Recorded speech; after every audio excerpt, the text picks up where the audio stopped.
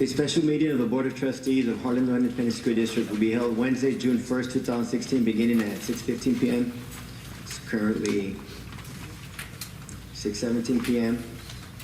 at Central Office, PDC, 102 Genevieve, San Antonio, Texas, 78214. The board may go into closed session on any agenda item if permitted under Chapter 551 of the Texas Government Code.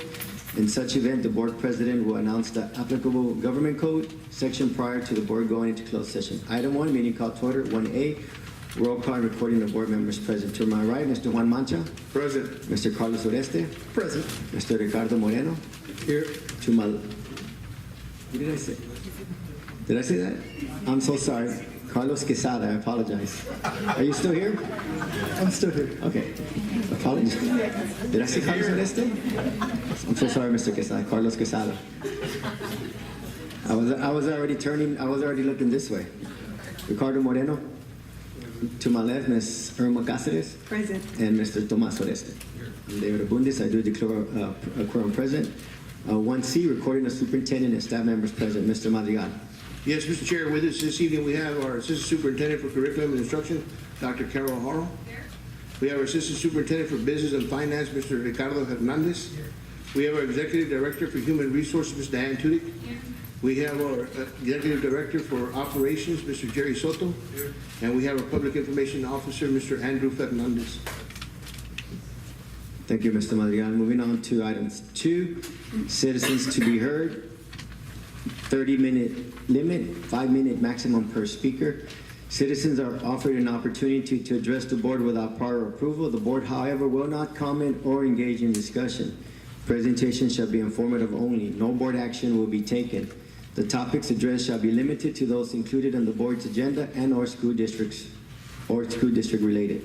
Presentation shall include statements which may be presentation should not include statements which may be considered defamatory, inflammatory, and or threatening against a person or the district, and speakers shall not mention students' names unless naming your own child, nor address a complaint against a district employee or officer. Such complaints will be handled through the guidelines set out in district policy. At all other times, members of the public shall not enter into any discussion or debate on matters being considered by the board. So we do have, say 11? We have 11 citizens, so just to kind of get as many people, so I'm going to ask everybody 3 minutes. That goes over by 3 minutes, so we're still within reason. So the first citizen, again, will be 3 minutes, and have Mr. Moreno assist me with that, is it's either Vicente, I think it's Vicente or Huizar. Huizar? Huizar? Is it Vincent or Vicente? Vincent, thank you. I'm on a holiday break in 1969. First, I want to give my condolences to the Navarre family for their loss. And what I figured out that they were going to be doing this for like renaming process of the schools, and I'm here just to throw in another name, and it's about my great-great-great-grandfather, Don Pedro Huizar. He's the master builder of Mitchell San Jose, the one that crafted the portal at Mitchell San Jose and the rose window. And the Cultural Arts Parade starts there in front of the rose window. And Pedro Huizar's name was used for about 9 months at Harlandale Middle School. And my research that I've done is that after the 9 months, they took it up and they said that some of the citizens around District 3 and Harlandale District didn't approve of having a school named after a Mexican, especially at the Harlandale District. And hopefully now that this process is going to start again about hopefully renaming schools, that rhetoric is already gone from here. It's already gone like 38 years. And I hope you all consider naming one of your all schools after Don Pedro Huizar. And because the district started there at Mitchell San Jose, where the school started there, they're saying it's 1898, but my research that I've done for 15 years started earlier in 1830s. They were teaching school there. So the Huizar's been here in this district and the Mitchell area for over 250 years. So hopefully y'all can consider Pedro Huizar's name in this district because I think he deserves it. And hopefully you could consider that. 'Cause I know Tomas Ureste and his brothers, Mr. Mancha, and I hope everybody can consider it. Mr. Madrigal, I've talked to you before about it too, maybe once or twice. And I hope you all can consider it. The national park, in this book they took to Germany, they mentioned Pedro Huizar 6 times in this book. And we're in this book, our family is in this book.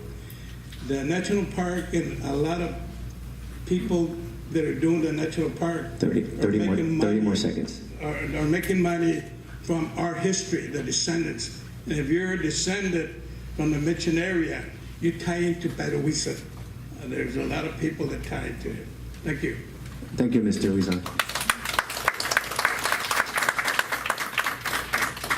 Raul Ochoa?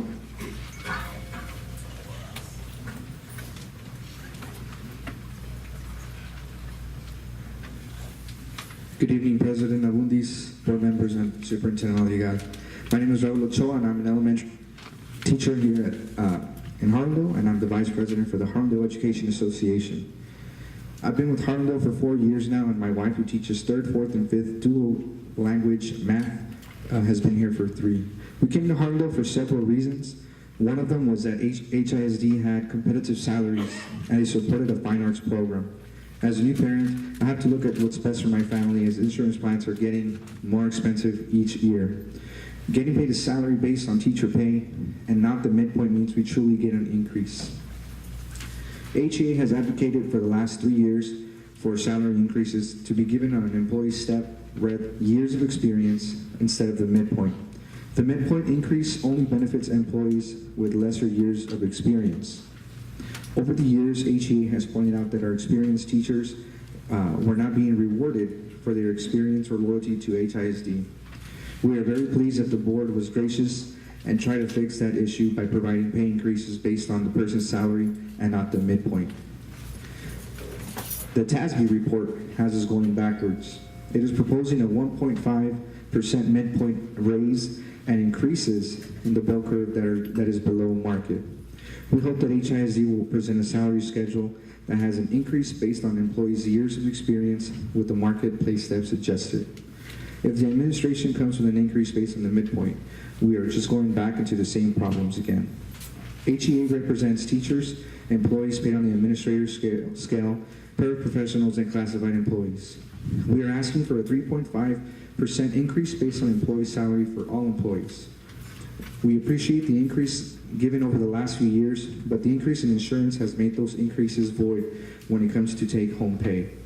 In order to see any type of increase in take-home pay, because we know insurance will keep going up, please consider HEA's proposal.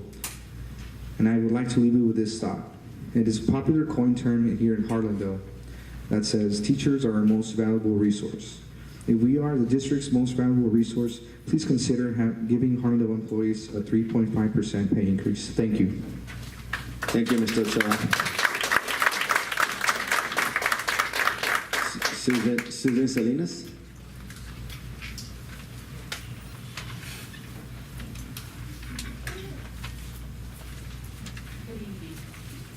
Good evening, members of the board, Superintendent Madrigal, and the community. I'm Susan Salinas of TSD staff, speaking on behalf of the HEA classified and paraprofessional members regarding pay scales and pay increases. I'm here tonight to address the classified pay range schedule. Last year, TASB gave a presentation of why it was beneficial for the employees in the district to move from a step schedule to a pay schedule, range schedule. HEA spoke against this move, and I pointed out many flaws of the system, but administration assured the board it would not occur. Well, our fears came true. Years of experience are not valued, nor rewarded in pay. I am basing the following on the 1415 pay scale that was provided by the district. We have employees with different years of experience making the same salary. It is unfair and does not reward years of experience and loyalty to this district. On May 20th of 2015, last spring, TASB did a presentation about pay ranges, and they said on page 12, the only way it works is every year you take the pay range, increase it by 2%, and then give a percentage of a pay increase of a 4%. That's in their report. So I'm hoping the administration will come with that. If they do not, then the pay rate system does not work like TASB presented it to you. On May 4th, TASB again presented to the board. They did the same thing with paraprofessionals, pay ranges. They want to go from steps to pay ranges. The same thing applies. In that report, it said if the pay range does not move every year with an adjustment of 1.5% and then an increase of 3%, it will not work. Also, in that report, there were only a small amount of people who were below the pay range. We want you to fix that. Majority of the paraprofessionals are at market or above. So please fix those others that you can do with the step system that you currently have. So HEA is asking you to place the classified employees back on a step system so that loyal, experienced employees are rewarded for their service to this district and the employees are treated fairly. The issue last year was the district had too many pay steps. You can fix that. HEA does not believe any other group should be placed on that pay range system. So as you work for this budget, HEA is requesting to reward employees for a pay increase based on the employee's salary and not the midpoint. 30 seconds. Let's value the experienced employees who are loyal to HISD. Thank you for your time. Thank you, Ms. Salinas.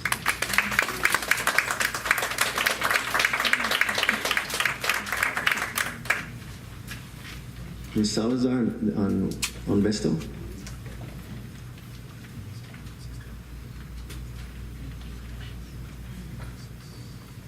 Good evening, Board President, Board members, and Superintendent Madrigal. My name is Leilani Salazar. I'm a resident and a parent in the Vestal community. Living in the Vestal community, directly across the street from Vestal. In fact, my family and I have deep roots of over 5 decades in this community. On behalf of my neighbors and myself, I'm here to speak to you regarding our concern on the possible renaming of Vestal Elementary. We have not had any input to this proposal. A consensus has not been taken, no discussions have been made, and furthermore, this is not a Vestal community initiative. We cannot propose or select a name change based on an emotional knee-jerk reaction. Vestal has history, has standards, and most definitely has a name. If a change is to be considered, it should come from us, not from the board or those outside the Vestal community. Upon completion of the new facility, any name consideration should have standards, guidelines, and need to withstand the test of time. Those standards should include, but are not limited to, someone with prominence in the fields of education, science, or honoring fallen soldiers within our community. The nominees should have made a significant contribution to our community, our district, or our nation. They must exhibit qualities that reflect an outstanding moral character, having a positive reflection on our community, and who serve as a role model for our children. With that being said, I respectfully request that the board take into consideration any ethical and moral standards before arriving to the decision in renaming Vestal through the board initiative under CW Local of the online board policy manual. Because we are the residents of the Vestal community and we do have a say-so. Thank you. Thank you, Ms. Salazar.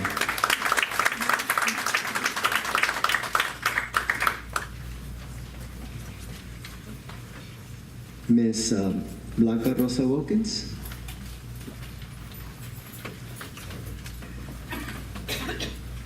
Good evening, Board President, Board members, Superintendent Ray Marigal.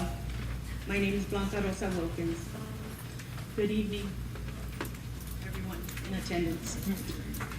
I'd like to take this opportunity to let you know who I am.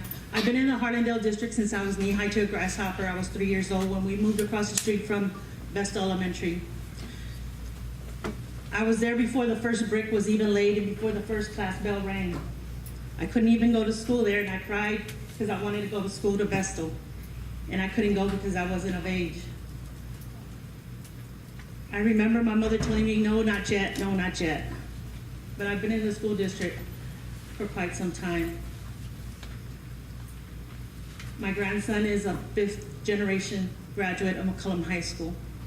Our roots are deep.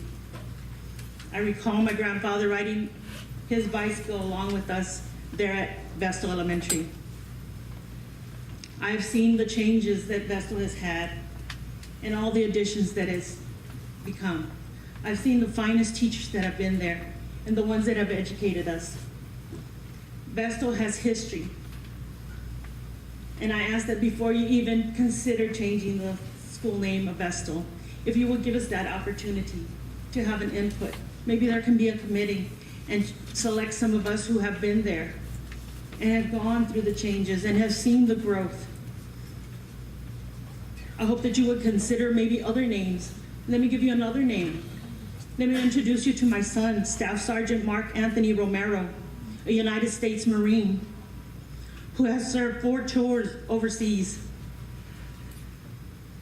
who is a father of 4, who has earned his master's degree in business management while he served in the United States Marine, who is working right now on his doctorate's degree, who also went to speak to the students at Vestal Elementary as well as McCullum High School and the importance of education, who is teaching his children about the importance of education, who continues to educate himself to better himself and his family. We all come from Vestal. 30 more seconds. And I thank you for this opportunity that you have given me and the rest of us. But let us give our input as well. Thank you very much. Thank you, Mr. Ureste. I'd like to speak with you sometime, Mr. Margal. Thank you, everyone. Thank you, Ms. Wilkins.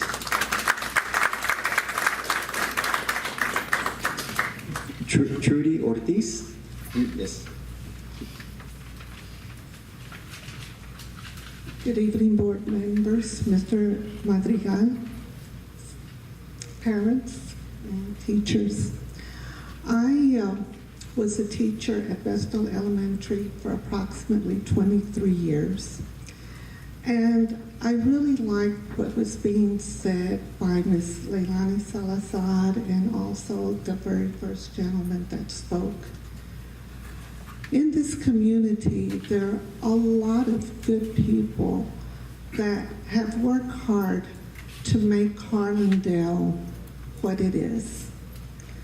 And I am totally in agreement about maybe having a committee and seeing who are the people that are worthy of having their name considered, because there are several people. I came here to talk about a little bit about my experience of what happened at Vestal Elementary during my tenure there. I saw the Navaida family contribute so much to that school. Countless of times that Emilio Navaida went on career day, and he talked the talk and walked the talk with his words, with his actions, and with his deeds. He was there encouraging the students. I witnessed that. He always told the kids, listen to your teachers and do the best you can in school. And he always said, respect. Those were the words that I heard him say time and again. He supported the Vestal community with time, money, and effort. Not only Vestal, but also McCullum. That was his old high school. Vestal Elementary was the first stage of Emilio Navaida, but it doesn't stop there. His mother has worked there for, I have no idea, umpteen years. And not only has he helped the community of Harlandale He's helped the South Side. He's helped Raise for Santa Rosa for children over $1 million, or about $1 million. He has been a role model for kids, and he's been there for the Harlandale community with his time, with his money, and his effort. And I really would appreciate 10 seconds, Yes. final comment. I really would appreciate any consideration that you would give to the establishment of committee and looking at the totality of the person, not just one thing. Thank you, Ms. Ortiz.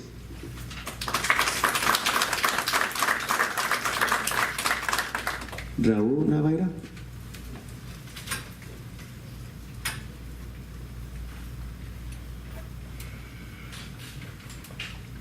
I want to say hi to everybody, to the board, and I'm here just to support really my mom. My brother is a role model, but he also was human. We all make mistakes, but everybody has their own opinion. I understand that. And I'm just here to support my mom, because if anything, she's the pillar of this community, a Vestal. She's been there over almost 40 years. And, you know, when all this started, I said, wow, great, you know. But then I really thought about it, you know. I think my mom's more popular than we are here in the community. And, you know, my brother Emilio, like Ms. Campar said, raised over $1 million for Santa Rosa Children's Hospital. Supported Little League teams in the community. And I'm not just saying one team every year. He did like 5 teams for about 6 years. He donated for the new choir, I don't know what they call it, the riser where the choir sings at San Juan, to rebuild it. He's done a lot, you know, but the news doesn't cover that. They just cover the bad stuff. But, I mean, I'm sure everybody, including myself, we've done stuff that we're not very proud of. But I'm just here to support my family and remind everybody, my brother grew up through Harlandale. His first stage, the first time he ever sang was at Vesta Elementary. Went up through Terwell's choir. And I don't know if some of y'all remember, Terwell's choir was a big influence. We had Ram Herrera in that choir too. We would go to competitions and they would say, so-and-so boys choir, and there was like 5, 10 people. They called up Terwell's Boys Choir. There was 120 boys. We did symphonies. We did operas with the San Antonio Symphony. You know, then he went to high school and he made state. 30 more seconds. He got a scholarship to Southwest Texas State, which is Texas State University, and he got an education and started his career. So I'm just here to support my family, and I appreciate everybody that supports us, and I appreciate all the prayers. Thank you so much. Thank you, sir.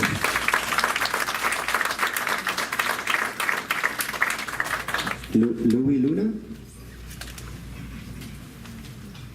Well, that's a hard act to follow. I'm sorry for your loss to the Navaira family. I had dealings with them myself when I was in the Tejano community for about 5 years. Can y'all hear me? Good evening, board members, Much Madrigal, staff, and community members here in Harlandale. My name is Louis Luna, and I've been a teacher here, and I've been giving my talents and experience to the district. It'll be 27 years in 2 days that I've given my services. I've been around so long, I have a continuing contract with this district, which is one reason I stay here. And I have a lot of things to say, but one thing I wanted to say come to my head this morning I was trying to speak was, si no hablas ni Dios te oye. If you don't speak, not even God hears you, some people might say. So hopefully I'll be heard. because I'm here to speak for all our employees, all of our employees to get a 3.5%. I'm getting up in years and I'm not retiring yet, but I know that I live with my parents. I know they're fixed incomes, and I'm being like a teacher. People expect, well, you should be making thousands and thousands of dollars. It's like, no, I'm a teacher. It's kind of fixed also. So here I am speaking, hopefully that I'll be heard, and hopefully we'll give it 3.5% across the board. That way we'll be competitive with other districts. I grew up in the old Niner land, some of y'all might know, and my dad grew up on Crystal Street as well. So I've experienced both sides of the mountaintop. So I just want to say that one of the things that we need to work on is, the cost of living has gone up, especially for me, my health care. I'm getting up in age, and all that entails, my deductibles, and payments and things like that. So I just hope for your support, so we can have competitive rate across the board in Bexar County. I know that we're one of the lowest on the 14, 15 county school district here in the county. So hope to be one of the highest. And this decision only affects me, but it affects all my members. If my members will stand up, or employees, we need to stand up, employees, to show the board that we're here. And we want to be seen and not just heard. 30 And seconds. this decision reflects on not only on me, but what are we worth to you in this community. There's a saying by Cesar Chavez that says, "You are never strong enough that you don't need help." And I believe that we are the best teachers for your students and all our students. But like everyone else, we need help. We need your help, your leadership, your support, so we can jointly go across the heavens and go beyond all our expectations. Thank you, Mr. Luna. Thank you. Thanks for your time.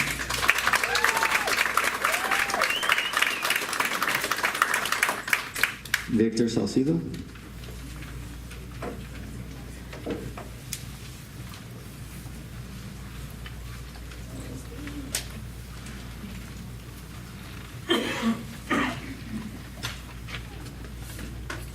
Good evening, board members.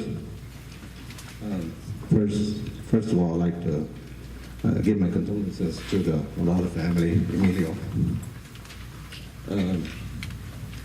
I'm here to talk about three things. First, about the name changing. Second, about our veterans. And third, about some dealing. Okay, I do believe that there is some men and women that have fought and for their honor, for our country. And I don't see no name going up. I was over here at the memorial ceremony, and their names were called. And they sit there. But yet, I know there's people out here saying about that they support the veterans. Well, that was a good support because they didn't show up to a memorial. They talk the talk, but they don't walk the walk. So, Just a friendly reminder, you can't comment on what the previous speakers, you could just comment on what your concerns were. that was. Yeah. that's what I'm talking about. You referenced Okay. the earlier speaker. First of all,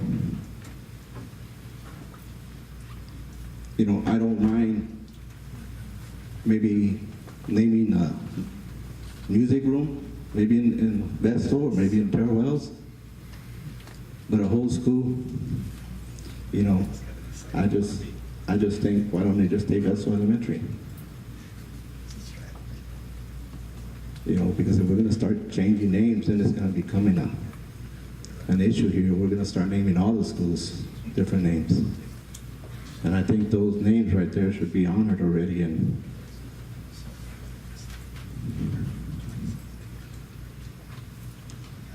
I'm going to say something else. I'm just looking forward for these projects to move forward already. Vestal and Caravel. now that all the wheeling and dealing has gone on as a Vesco and Caravel, I hope that, it moves forward, About 20 seconds. that it moves forward, with the projects, because I think our kids do need them. I know there's some parents mad at me because this is their kids' last day at Caravel. Last year they're going to be fifth graders, and now they're going to be transferred. But I just told them, hold on. Thank you, Mr. Saucedo. Thank you, Dave.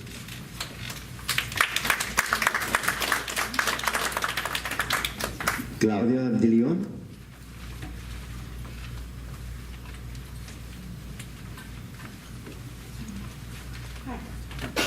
Good evening, Board President, Board members, and Superintendent Madrigal. My name is Claudia De Leon, and I am the Harlandale Educational Support Association President. HESA is the only chartered association that has been board approved since 1962 to represent all paraprofessionals in Harlandale ISD. While paras can be members of any professional association, HESA is the only association board approved to speak on behalf of all paraprofessionals in Harlandale ISD. We applaud the board and staff for having the foresight and taking the initiative to enlist the HR Services Division of the Texas Association of School Boards, TASB, to conduct a comprehensive review of Harlandale's employee compensation plan. TASB has been providing compensation consulting and support services to Texas schools for over 30 years. The report TASB submitted and presented to the board on May 4th has supporting data of the competitive job market. In continuous efforts to provide paras with accurate and precise information regarding important decisions that will affect paras, we met with Ms. Diane Tudyk to review TASB's presentation and to receive correct information. We have shared this information with paras, and we stand here to let the board know that we want TASB's recommendation to be approved by the board and implemented as presented by TASB. They are internally fair and externally competitive. HESA is not against the TASB's finding. We clearly understand how it will align all paras with, how it clearly will align all paras with parity. Thank you for your time and consideration. Thank you, Mr. Leon.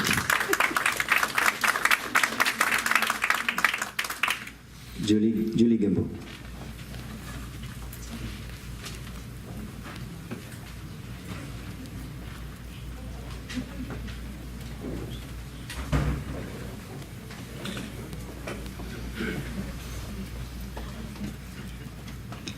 Good evening, Superintendent Madrigal, Board President Abundis, Cabinet, and board members. I'm Julie Gimble, HEA President. I speak for our employees, our members, which consist of teachers, paraprofessionals, some administrators and classified. TSDA took the teacher pay scale and used the information from the district regarding how many teachers were at which years of experience. We did many various based on their salary for their bachelor and master schedules. The information in the TASB presentation stated that the cost for a 1.5% increase with varying fixes for teachers at the bell curve was $1.3 million. The report only showed a bachelor's schedule. If it did not include a master's schedule, you have to add that amount to the total. The TSD projection on a 3.5% increase for bachelor and the master schedule based on their salary is an additional cost of $1.9 million. The bell curve indicated to the report is fixed with that increase. For a 3% is a $1.6 million. The same applies. For a 2.5% is a $1.4 million, and the same applies there. I'd like to remind you that the 1.5% TASB recommendation is only to be current with this year's salaries. Our neighboring school district, Southwest, superintendent stated he already has a budget with 2% increase for his employees and is looking to give more. We're losing lots of teachers to our neighboring district. So I'm asking you to please, even with the cost of insurance that is coming up, and we know it is, that you please look at anything above a 1.5. We are asking for 3.5% for all of our employees to help us with the cost of district, and we're also asking for that retention stipend for our employees. Thank you.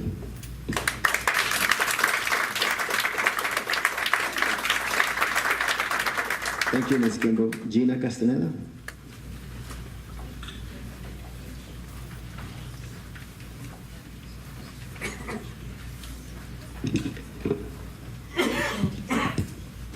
Good evening, board members, superintendent, staff, and also community members. Tonight, I come with heavy heart, and my condolences to the Navarrete family. I knew Emilio since he was in the 6th grade, sang in the choir with my brother. He was one of the 100 and some odd members. So I've known the Navarrete family for many years. But it's with hurt feelings that it's going to happen no matter what the decision is. But it's going to be up to the community. This board member, only thing was, and I regret, that it was your timing and it was way off. But it sounds like you were going to capitalize on this, on your behalf. Point of order, I'm sorry. There's no point of order and there's no debate, It's sir. out of line as usual. What do you think, Mr. Wilson? I'm not going to tolerate this again. There's a report reference, of course. Okay, thank you. Thank you, and I want my 10 seconds back. He wants to play that game. Although board Again, member point has, of order, Chair. although a board member hasn't been addressed, I think it's clear who she's talking about. He said he didn't feel there was anything defamatory or inflammatory. Thank you. Go ahead, I want Miss. my 5 seconds back. Okay, Ms. Castaneda, go ahead. It is very, very nice thought, and it's for sentimental reasons. But at this time, I think it's too soon for anything to happen.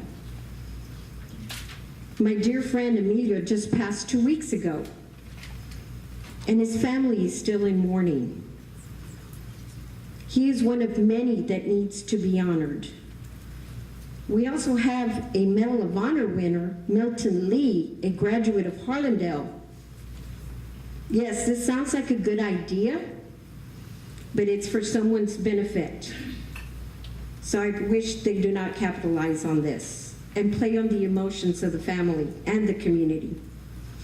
We should never do something this major in any type of government based on emotion.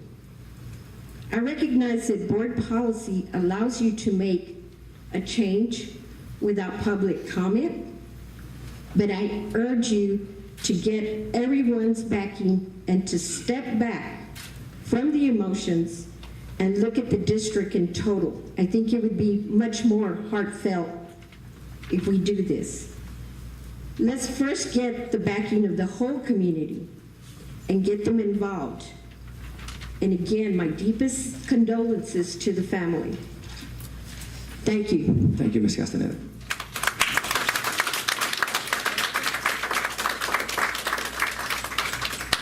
Moving on to item 3, which is just information and discussion only. So this item is so that we can discuss the process. I mean, I guess the policy is twofold, and I'll have the superintendent kind of share the policy and what I mean by twofold. So we're moving on to item 3, which is a staff presentation on policy and procedure for renaming schools and facility. Mr. Madrigal. Yes, Mr. Chair. With us this evening, I have CW Local, again, to share with the board. And again, it's page one of 2. It's also in the board's packet, so in the board book, but I'll go ahead and I'll pass out a few.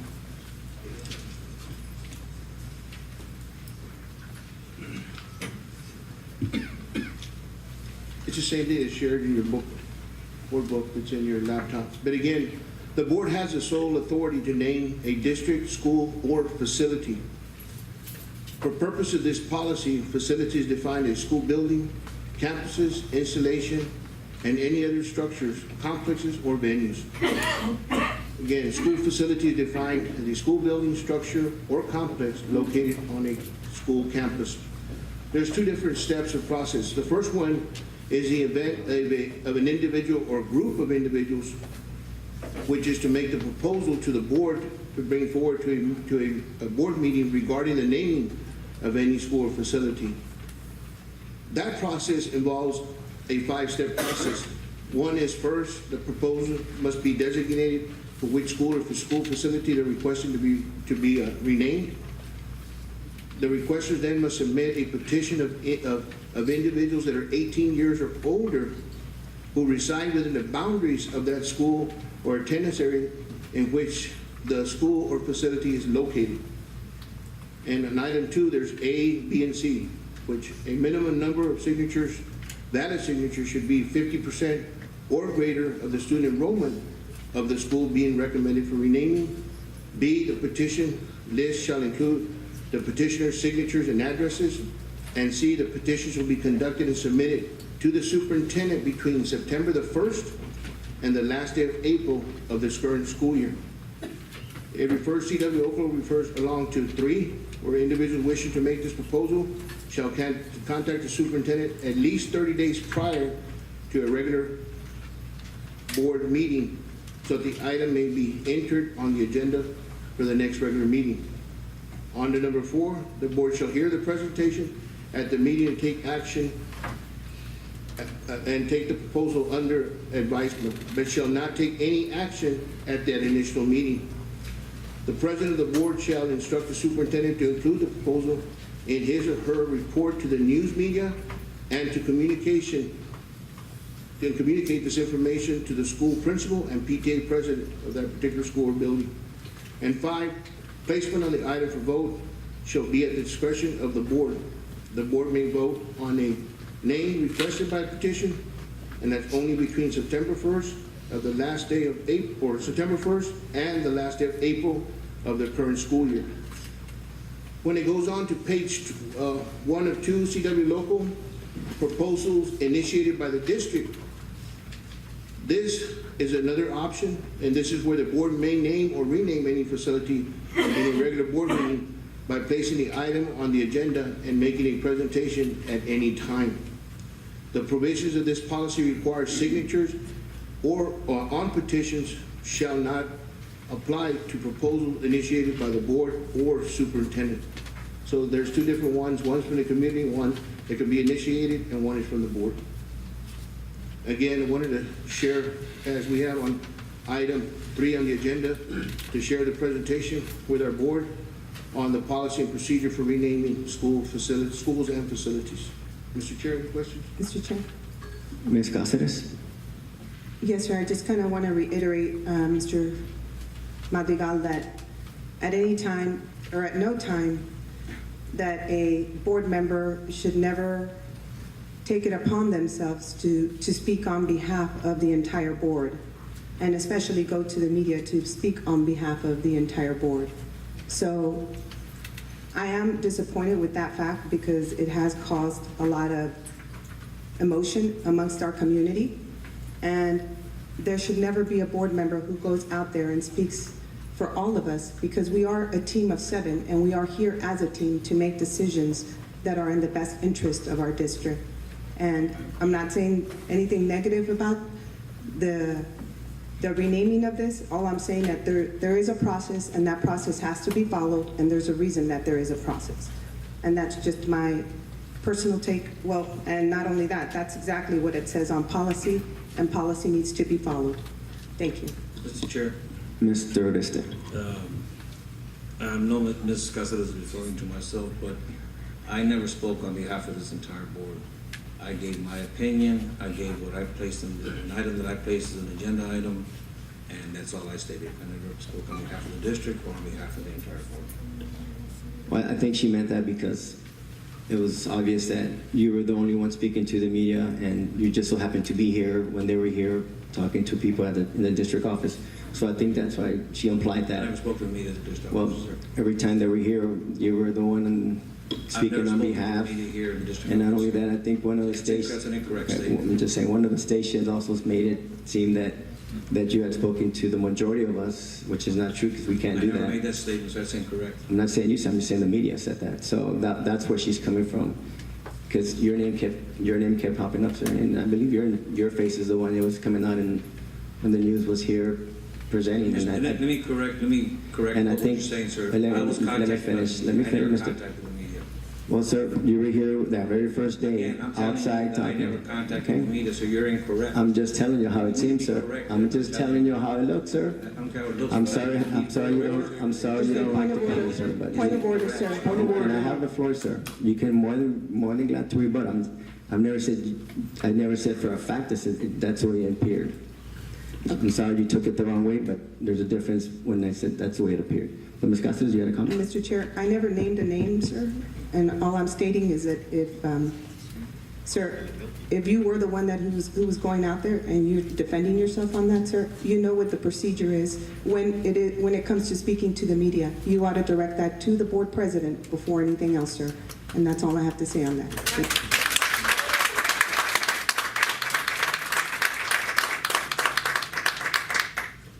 Any comments from the right side of the, I was just Mr. wondering if- Quesada? I was just wondering if that was the completion of the presentation? Yes, sir, as we discussed, again, that is a policy, CW local, and that's our policy, Mr. Practice. So I'm just going to recap real quick the policy just to make sure everybody